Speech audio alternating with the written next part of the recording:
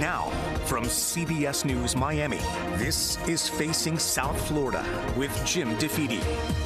Welcome to Facing South Florida. I'm Jim DeFede. In a few days, Florida's 6-week abortion ban will go into effect, which means by the time most women realize they are pregnant, they will likely have missed the opportunity to decide what to do about it. The Florida legislature also made it harder for women to qualify for an abortion in cases of rape and incest. Likewise, when a woman's life is at risk, the legislature not only made it more difficult for a woman to get an abortion, but have made it clear that in some cases, they would rather have a woman die than receive an abortion. This issue will certainly define the elections in November, and one candidate for Congress who faced that very life and death decision is sharing her story here this morning. Lucia Baez-Geller is a Democrat and member of the Miami-Dade School Board who is now running for Congress against Republican Congresswoman Maria Elvira Salazar, who currently represents parts of Miami-Dade County. Lucia, thank you for coming in. Good morning, Jim. Thanks for having me. So I want to talk to you about a number of things, including your candidacy, why you're running and all that. But I do want to start with this story that you've now decided to share. I know you wrote a piece for the Miami Herald. You posted something online. But I want to hear from you directly. Tell me what you experienced exactly. Yeah, so, we're facing this 6-week draconian abortion ban here in Florida in just a few days. I really felt compelled to tell my story, which is one of loss, but also of hope.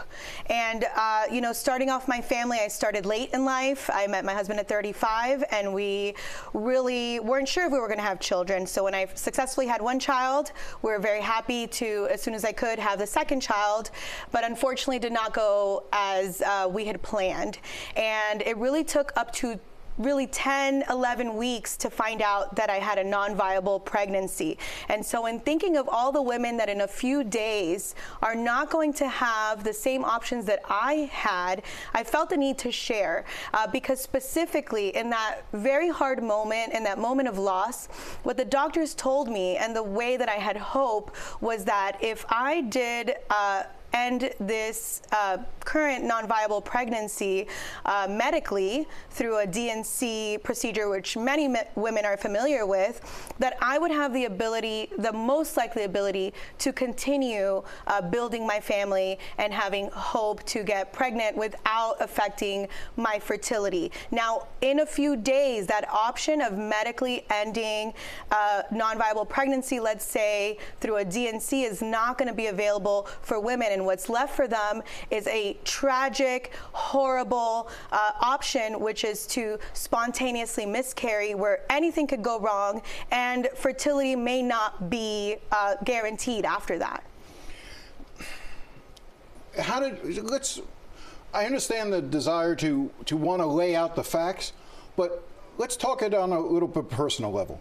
Yeah. When you learned that the pregnancy the child that you were carrying was not viable. Yeah. That this pregnancy was not going to end favorably. How did that affect you?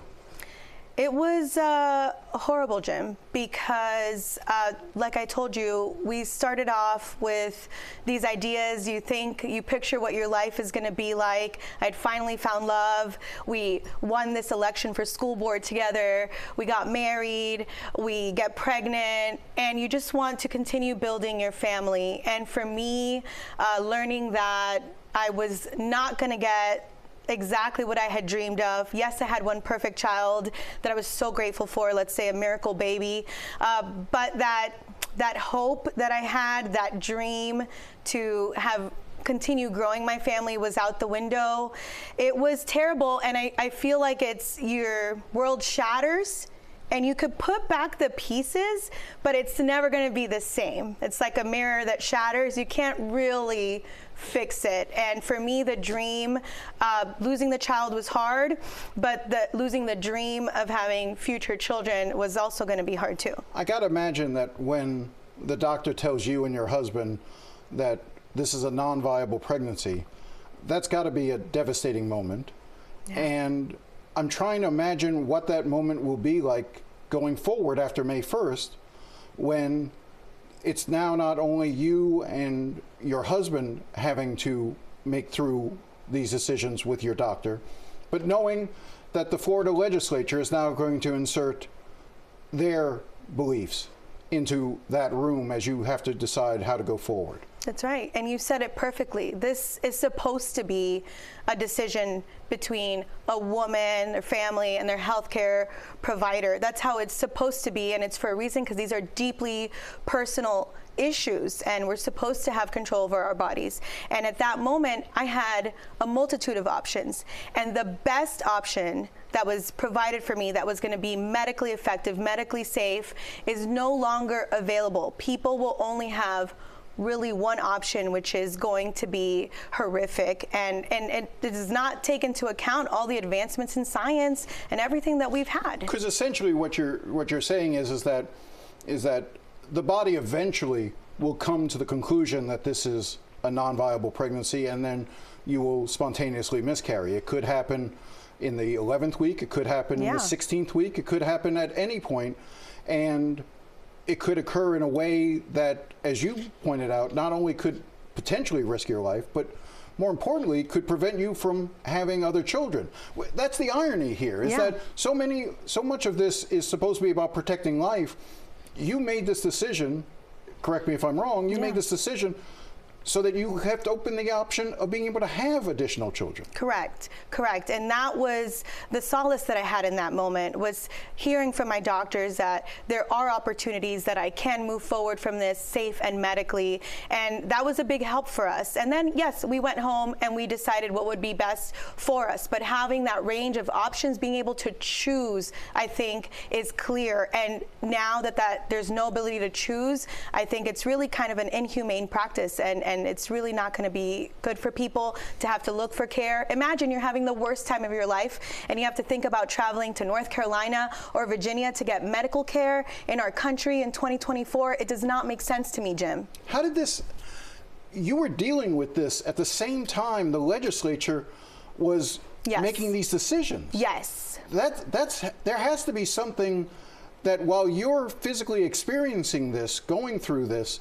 and listening to the debate going on and the rhetoric going on in Tallahassee, talk to me about that. What was that like? It was literally happening simultaneously. I remember sitting on the couch talking to my husband and him literally saying, thank God in a way that this is happening now and not in a few months, because our decisions would have had to be completely different. We would have had to pick up with our 1-year-old daughter to leave the state, to have, some sort of care.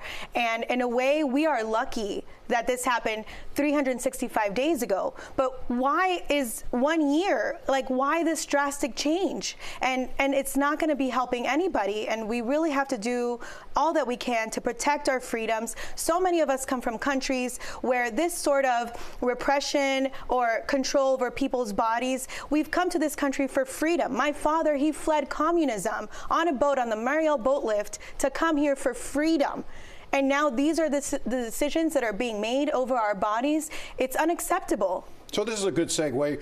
For a lot of people, this is the first time they're seeing you, they're hearing from you. So let me ask you the question I ask every candidate who comes in. Why are you running for Congress? For me, this is absolutely an important decision in my life because I've been a public servant my whole life. I was a teacher for 15 years, helping parents get their children ahead. You taught at Miami Beach Senior High? Yes, for 15 years. For 15 years? Yeah, English teacher. So shout out to my students who, by the way, helped me get elected in 2020 to the school board because I felt that, we have been telling people that you do the right thing, you go to school, you get good grades, and here in America, you can fulfill your dreams. I am an example of that promise of the American dream. That's why I'm sitting here with you today, Jim, because that American dream worked out for me. And as I was in the classroom, I realized it was not working out for our kids. So I run for school board, and now I'm being called, and people are calling me. They can't keep a roof over their head.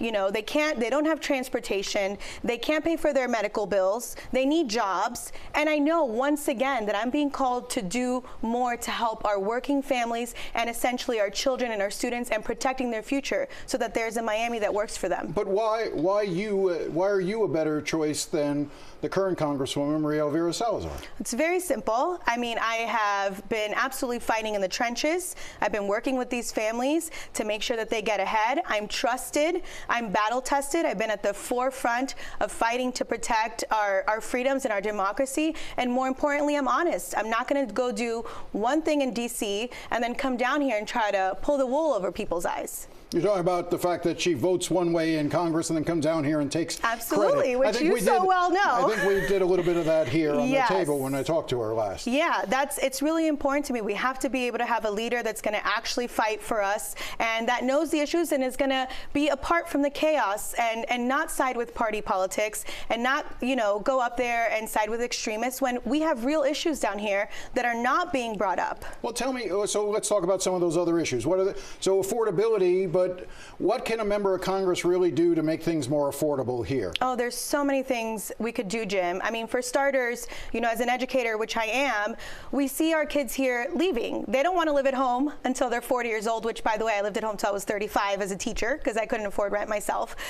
But they want to go out and experience their lives. We're educating them here, and then they're leaving the state. We need to bring back our talent and make sure that we have the infrastructure here in Miami so our most talented people can stay. So we have to have the jobs and we have to have all of the amenities here so that our children can stay here. But we also have to make sure that we lower costs. I mean, recently Congress passed to cap the price of insulin. We can extend that. We can extend that to that cap for other medicines and for other things. There's a lot we could do. Do you think, I mean, obviously we've talked a lot about abortion and the healthcare rights of people. Do you think healthcare in general is in danger right now? Absolutely. We have to expand Medicare, make sure that we have services for everybody. They have access to the medical needs, and especially here with reproductive freedom, we see that there are so many people that are going to be suffering soon with some of the draconian cuts that we have here in Florida. So we have to do more for our residents here in Miami-Dade County. The issue of climate change is obviously one. That district that you're running in runs along the coast. It's fairly critical right there. Talk to me about what you would do different than you think is being done right now. Absolutely. Well, first of all, I'm going to vote for bipartisan bills such as the CHIPS and Science Act, which my opponent voted against, bringing, you know, tech hubs here, bringing clean energy jobs here. But we have to be working with the federal agencies. We have to work with the Army Corps of Engineers and make sure that we're actually resilient, that we are keeping up with the rate of change that is happening here. And right now we're just not. We need to protect our waters. We need to make sure that the runoff and that we are holding companies accountable when there's pollution. I mean, there's so much still left to be done, and we're not hearing in Congress. My opponent is not bringing up these issues, and so I really believe that I can do more for this county. This is your introduction. We'll have more conversations because I do want to talk to you about immigration and some other issues, you know, and border security and all those sorts of things. Yes. Those are important issues, but we'll continue this conversation. But Lucia, I appreciate your coming in and thank you very much for your time. Thank you for having me, Jim. All right. Pleasure. All right. When we come back, we will be joined by State Senator Lauren Book, who is currently walking across the state of Florida to bring attention to child sexual exploitation. Stay with us.